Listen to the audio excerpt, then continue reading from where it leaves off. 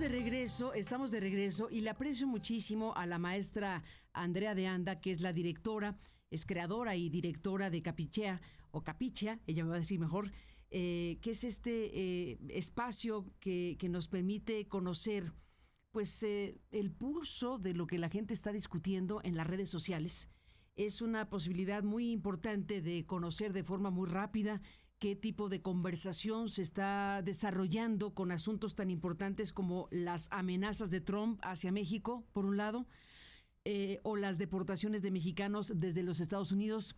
Ambas cosas han sido revisadas y medidas, y le aprecio mucho a Andrea de Anda que esté aquí para conversar y compartir con Aristegui esta información de lo que, pues desde luego, son asuntos relevantes. Bienvenida al programa de nuevo, maestra, bienvenida a este espacio. Buenos días, Carmen. Muchas gracias por la invitación. Un saludo a todo tu auditorio. Bueno, ayúdame primero a pronunciar bien. ¿Cómo digo bien las cosas? Capichea es correcto. Como si fuera con I al final, ¿no? ¿Capichea? ¿O cómo? Sí, capichi en italiano como de entender y IA de inteligencia artificial, así que junto es capichea. Ándale, por eso es Capichea.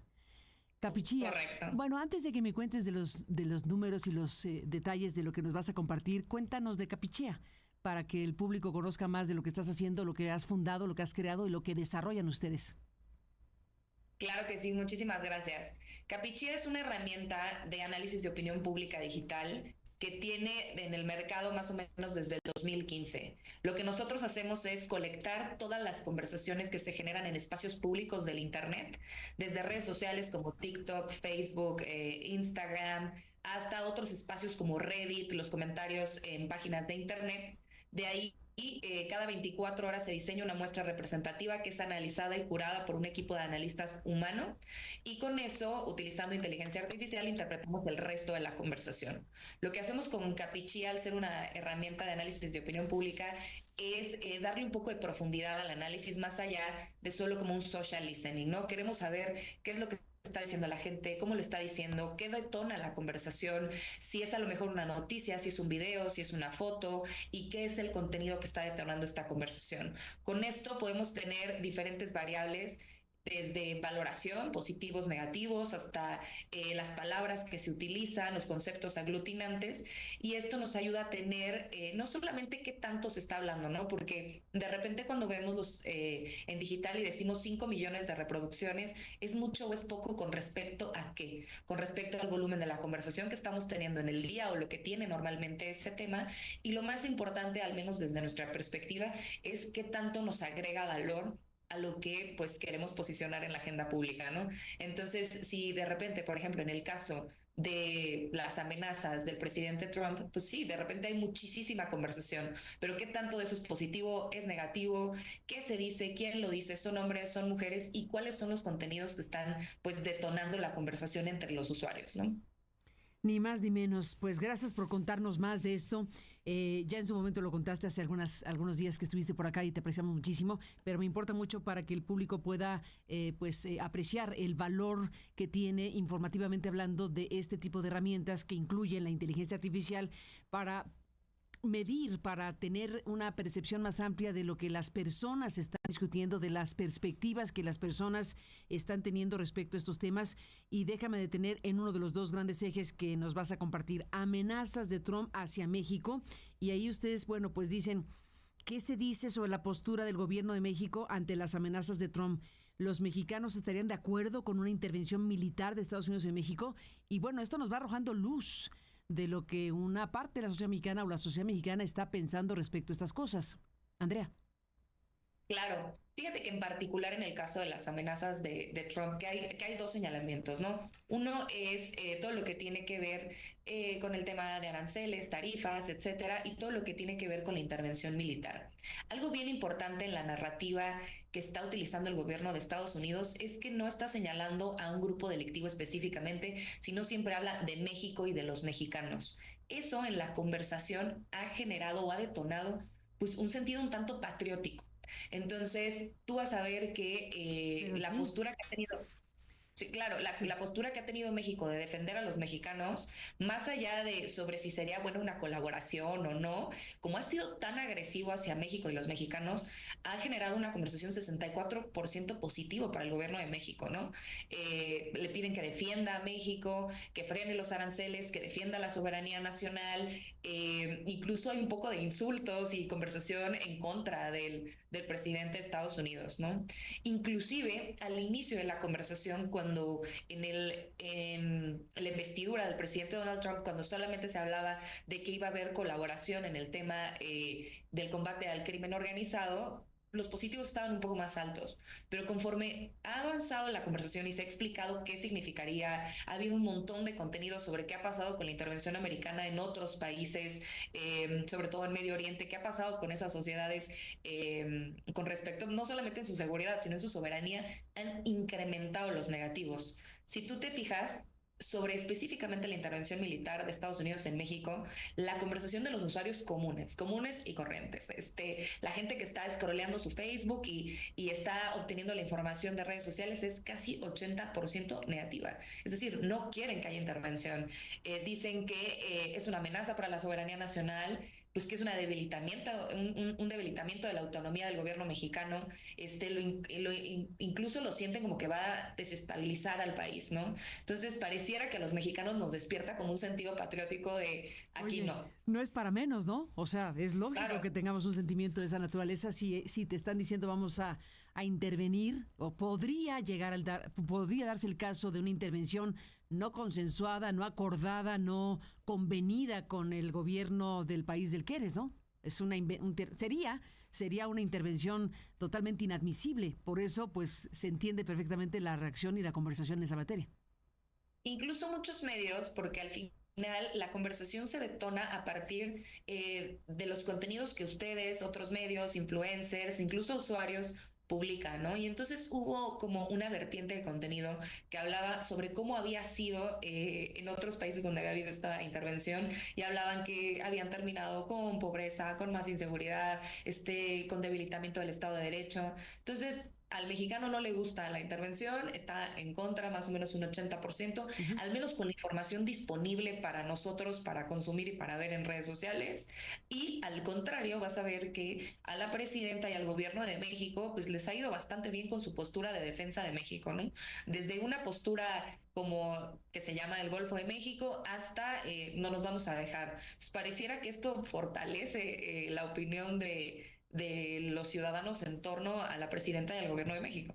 Sin duda, ese es un punto muy importante. Y bueno, pues esto bueno, nos cuentas que es medido, digamos, de qué fecha, en qué momento, o sea, qué retrata Esto es esto. enero. Esto es enero, Esto pero es enero. no incluye lo de ayer, ¿no? Todavía no alcanza a entrar el corte de ayer. Ujú. Me parece que cortó el viernes. Deja corroboro. Sí, justamente el viernes. Van alrededor nada más de este tema de la intervención, nada más de este tema, van algo así como 309,000 interacciones. Es decir, usuarios que están interactuando sobre este tema. Es un tema que es muy interesante para todos, donde se suman también no solamente los videos noticiosos de México, sino pues estos videos y estos contenidos que nos llegan a México, pues de nuestros hermanos migrantes protestando en Estados Unidos, de las redadas que están teniendo y pues eso evidentemente aumenta pues la conversación negativa, ¿no?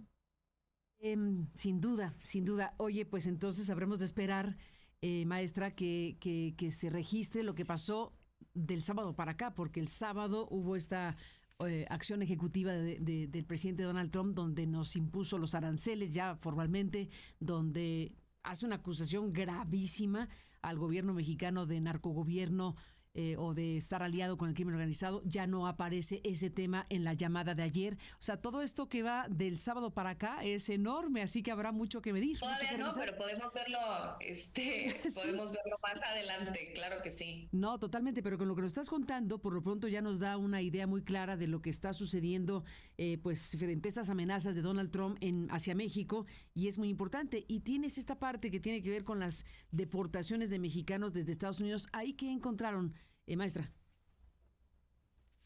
Fíjate que además de lo obvio de que pues a nadie le gustaría que deporten a los mexicanos, mucho menos si los hacen de forma violenta o indigna.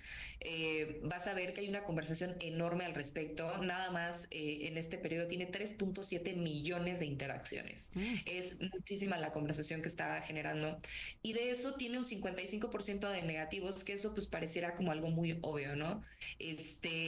Por una parte dicen pues que va a afectar a Estados Unidos y a México, hablan que las deportaciones masivas separan a las familias y pues terminan por dañar el tejido social. Se menciona particularmente lo que afecta a las familias, pero a mí lo que me parece más interesante es la gente que está a favor.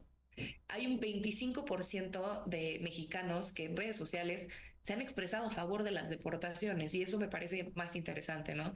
Tienes dentro de ese 25% un 37% que dice pues que quien quiera migrar que lo haga de forma legal. ¿No? O sea, que lo haga como lo dice cada uno de los países, ¿no? Hay otro 34% que dice que México tiene el compromiso de recibir migrantes, pero pues con condiciones de seguridad y de empleo. Y por último, es que hay gente que dice, bueno, cada país decide a quienes recibe, ¿no? Cuando desagregamos esto, y algo que es importante es que nosotros en México también tenemos pues una crisis humanitaria en materia de migración de otros países, sobre todo en la frontera sur y en la frontera norte, ¿no? Entonces, con todo lo que estamos viendo de pues, estos videos de las autoridades americanas persiguiendo a los paisanos, pues uno se imaginaría que la conversación fuera casi que 100% negativa, ¿no? Y no, aún así hay más o menos 25% que está a favor de estas deportaciones. ¿Qué porcentaje dijiste? 25%, Pues es alto. 25.2%. Es alto, ¿no? Es alto. Uno pensaría que pues habría muchísima solidaridad y que todos estaríamos en contra, ¿no? En mi opinión, y esto es mi opinión más allá de los datos, yo creo que el mexicano a través de redes sociales pues está reflejando tal vez un sentir que tiene por la condición, pues por esta crisis humanitaria que tenemos también de migrantes en la frontera sur y norte, donde ellos también se sienten incómodos pues por cómo están sucediendo las cosas, ¿no? Ni más ni menos, pues estamos frente a todo esto que es muy relevante porque al final de cuentas tienen aquí ustedes tienes con este reporte líneas narrativas positivas, líneas negativas, narrativas negativas. ¿Qué destacarías de una y otra más? Pues particularmente de lo positivo de la gente que está a favor de las deportaciones es gente que pues, dice que tienes que hacer las cosas bien hechas, ¿no? A su criterio tienes que hacerlo de forma legal, y así no tendrías ningún problema. Y que particularmente, pues cada país, en este caso Estados Unidos, pues tiene el derecho de decidir quién entra y quién no. ¿No? Por el lado negativo, está más centrado en la separación de las familias y en las condiciones en las cuales están siendo deportadas las personas, ¿no? Incluso hay una línea narrativa por ahí que dice que los más afectados pues sería Estados Unidos al deportar a los mexicanos que son pues una fuerza importante trabajadora de aquel país, ¿no? Entonces, básicamente por ahí está la conversación y ahí también hubo un anuncio sobre la iniciativa privada ofreciendo 50,000 empleos para los migrantes que sean deportados. Eso claramente tiene una conversación positiva. Hay un 59% de las personas que están de acuerdo a estos empleos, pero a mí lo que me pareció muy interesante es que hay un 16% que ya están preguntando por el empleo, ¿no? Dicen, a ver, perfecto, ¿cómo accedo a él? A ver, ¿no? avísenme ya que están puestos para esto. Sí. Ya que estén, ¿en dónde me inscribo? ¿Dónde lo pongo? Pues sí. Porque muchos ya están viendo como inminente, si no la deportación, pues obligada, sino tal vez pues la autodeportación, ¿no? Entonces, si esta es una oportunidad en la cual muchos de ellos pudieran encontrar un empleo seguro, habrá muchos de ellos que decidan por voluntad propia regresar. Ni más ni menos, pues esa es una posibilidad, desde luego. Y estoy viendo en este reporte que nos compartes que justo frente a este anuncio de que habrá, que las empresas privadas están planteando abrir 50,000 empleos para repatriados mexicanos, además del porcentaje que dice, ya dígame dónde y cómo, están varias empresas, las más mencionadas. Cuéntanos cómo es esto. De las empresas cuando se hicieron los anuncios, pues algunas fueron muy identificadas por los usuarios y las empresas más mencionadas fueron FEMSA, Nestlé, Bayer, General Motors, Cemex, Coparmex, que si bien no es una empresa, pero y Concamín y Antad, que si bien no son una empresa, fueron mencionadas porque estuvieron dentro del anuncio, ¿no? Entonces la gente los verbaliza, digamos, en el tweet, en el copy, tal cual ponen qué bueno que Cemex o me gustaría a mí trabajar en FEMSA, ¿no? Son las empresas que de este anuncio han tenido más menciones. Ni más ni menos. ¿Cuál la que más te acuerdas? Bueno, En ¿te este acuerdas? orden, PEMSA, Nestlé, Bayer, General Motors, Cemex, así en ese orden. Así en ese orden. Bueno, pues esto es un asunto muy relevante y te aprecio mucho que nos compartas porque nos da pues pistas importantes. ¿Cómo definirías esto, maestra Andrea de Anda? ¿Este es un retrato de la conversación? ¿Quedaría esta expresión? Es como un retrato de lo que la ciudadanía está percibiendo en México, ¿no? Es de lo que los usuarios comunes estamos consumiendo en Internet, las noticias, cómo las estamos leyendo, cómo las estamos interpretando, cómo estamos correcto. A mí me parece que en especial está habiendo pues un momento de unión, de patriotismo, de defensa de México, de nuestros hermanos migrantes. Me parece que todas estas amenazas y como lo ha estado canalizando, pues los voceros oficiales del gobierno de México y no solo el gobierno de México, hay algunas marcas, algunas empresas haciendo pues, campañas pues que están como llegando al corazón patriótico, ¿no? Entonces creo que no importa lo que diga el gobierno de Estados Unidos, el mexicano va a defender, o al menos así se percibe en la conversación. Eh, yo creo que con eso nos quedamos. Vamos a ver qué sucede. Me daré a la tarea de compartirles qué sucedió con este anuncio que hizo este fin de semana el presidente Trump y con algunas de las declaraciones posteriores a la llamada que tuvo la presidenta Claudia Sheinbaum con el presidente Donald Trump y a ver si cambia un poco la conversación. Y creo que será interesante, si así me lo permites, Carmen, mostrarte más adelante cómo se divide la conversación entre el norte, el centro y el sur de México. Ándale. Porque son tres países diferentes y particularmente donde tenemos estas crisis humanitarias de migrantes, probablemente la conversación sea más dura, ¿no? Entonces, vale la pena ver también estos tres Méxicos diferentes. Buenísimo, buenísimo. No, pues felices de que podamos compartir con el público que nos estás compartiendo tú estas investigaciones, esto que es muy relevante al final de cuentas. Y sí, este es un tramo de la historia, pero esta historia va corriendo y ya esto quedó muy bien aquí asentado. Efectivamente, lo que sigue, y te aprecio mucho que nos adelantes que se puede compartir eso, es ver qué ha pasado, qué está pasando en este momento, porque justo está pasando en este momento lo que ayer sucedió con motivo de la llamada y lo que pasó el fin de semana con Donald Trump en esta decisión de imponerle a México, a Canadá y a China aranceles del 25, 25 y 10 y quedar con México y Canadá que lo pospone un mes a cambio de varias cuestiones, entre otras que ambos países enviarán o están enviando 10,000 efectivos militares a sus respectivas fronteras para frenar, dice Trump, el crimen organizado, el fentanilo y demás cuestiones. Así que el tema no parará. Esto apenas empieza, estamos en 2025 y parece que ya pasaron 10 años. Así que estamos en Enero eso. 86. En enero, Ha sido el primer mes fue larguísimo. sí. Pero sí, dejemos que caiga un poco la conversación, porque nosotros que estamos súper informados, pues acaba de pasar en esta mañanera y acaba de pasar el domingo, dejemos que la conversación fluya y a ver cómo los usuarios y cómo los mexicanos estamos percibiendo pues estos anuncios pues la reacción de nuestro gobierno al respecto. Totalmente, porque además estamos en puente. Entonces el puente. Correcto. A ver, una pregunta, tú que eres experta en la materia, maestra de Anda. ¿Las redes se usan más cuando la gente está descansando, cuando está en puente, cuando es sábado, domingo o no?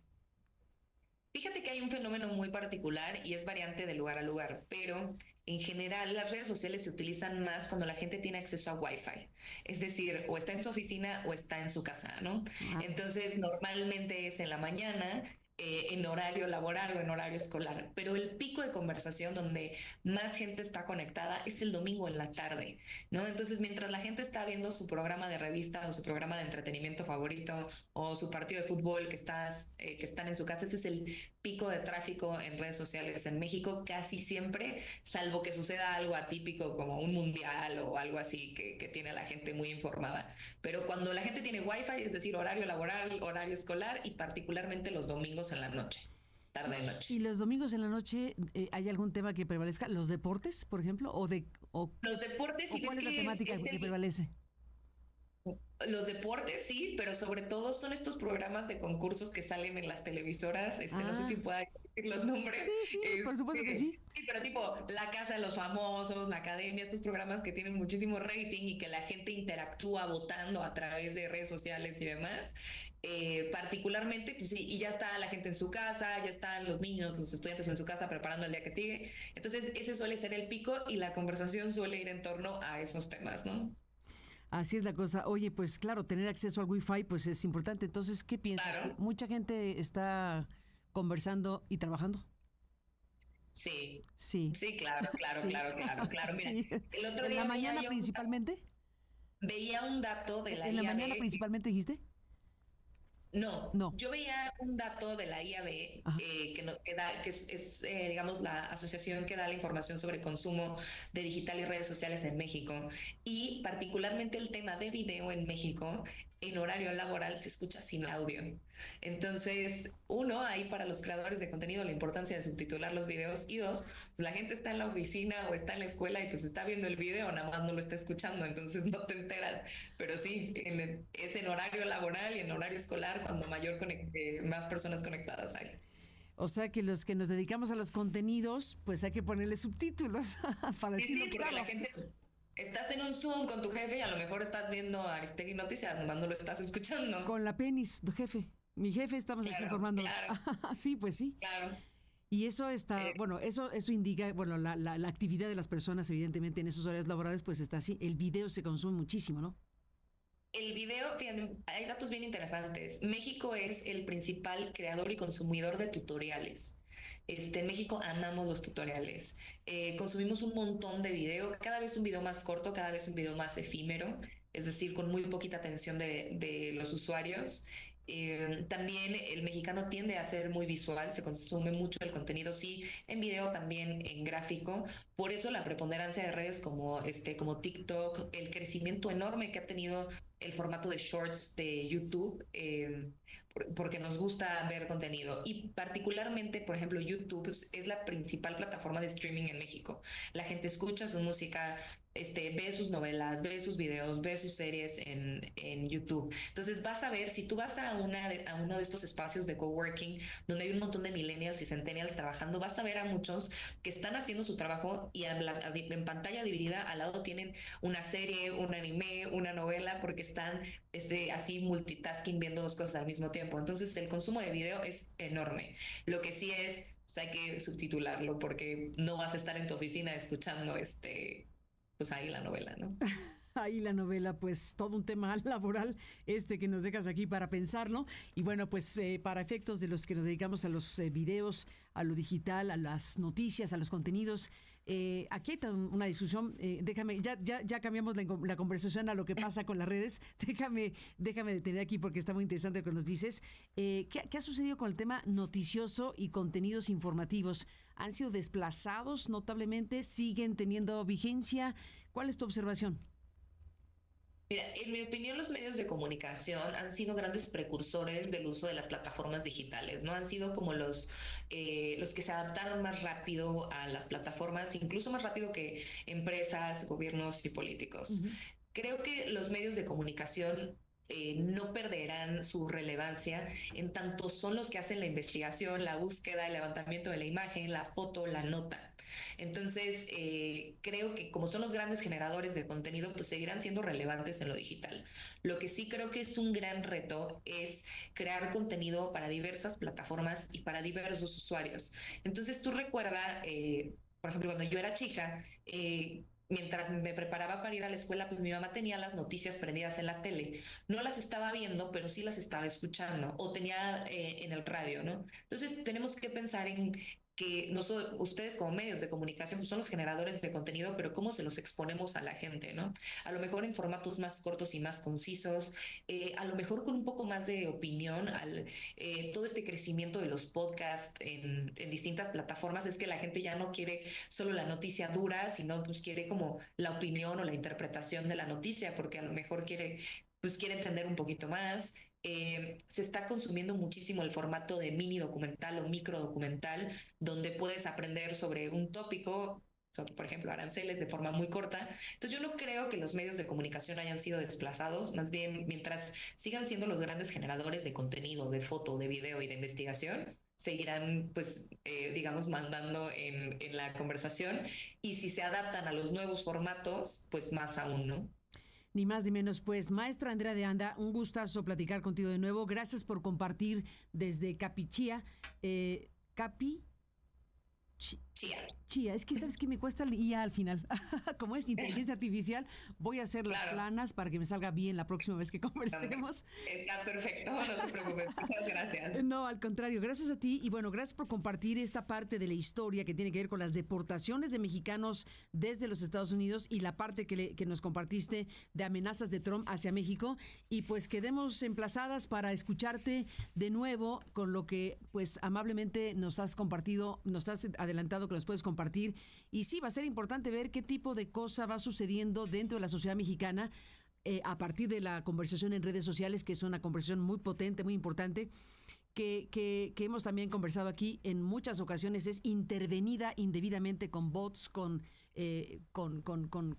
herramientas tecnológicas que impactan el diálogo orgánico, digámoslo así. Yo sé que tú eres experta en la materia.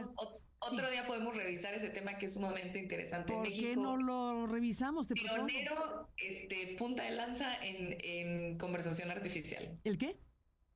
En conversación artificial, conversación inorgánica, bots. En México hay una cantidad enorme de conversación inorgánica. Es un gran tema, porque más allá de lo que se utiliza para inducir en la opinión pública, imagínate en asuntos públicos como seguridad, salud, se utiliza para inducir conversaciones incluso para menores de edad, vapeadores, o sea, temas que no te imaginas que hay gente operando conversación inorgánica, ¿no? Entonces es un gran tema que podemos abordar otro día. Oye, sí me imagino.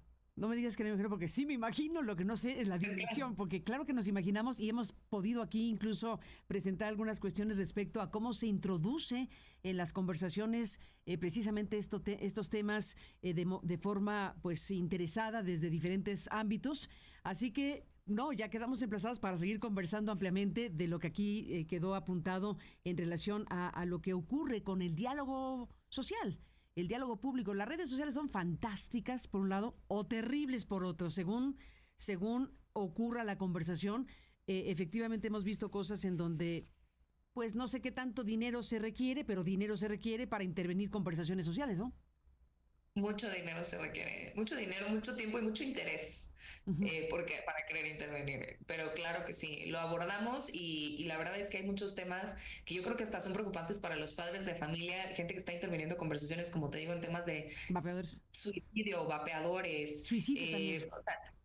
Ajá, temas que más allá de lo que es la agenda pública en el sentido estricto del gobierno, pues hay gente induciendo conversaciones para obtener quién sabe qué objetivo, y creo que es importante como padres de familia y como sociedad que estemos pues atentos para distinguir un fake news, un deep fake, ¿no? Donde puedes ver un doctor que se ve perfectamente claro hablándote, por ejemplo, de lactancia materna y diciendo una cosa que no tiene nada que ver. Entonces creo que es importante que estemos preparados para identificarlos, porque pues estamos expuestos nosotros, los niños, las familias, no solamente el gobierno y los políticos, que es donde más vemos el uso de bots, sino pues la sociedad en general. Totalmente de acuerdo.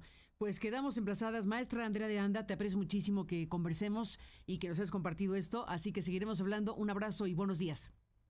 Muchas gracias, buenos días, saludo a todo tu auditorio. Igualmente, gracias Andrea de Anda, gracias por estar aquí, la directora y fundadora de Capichía.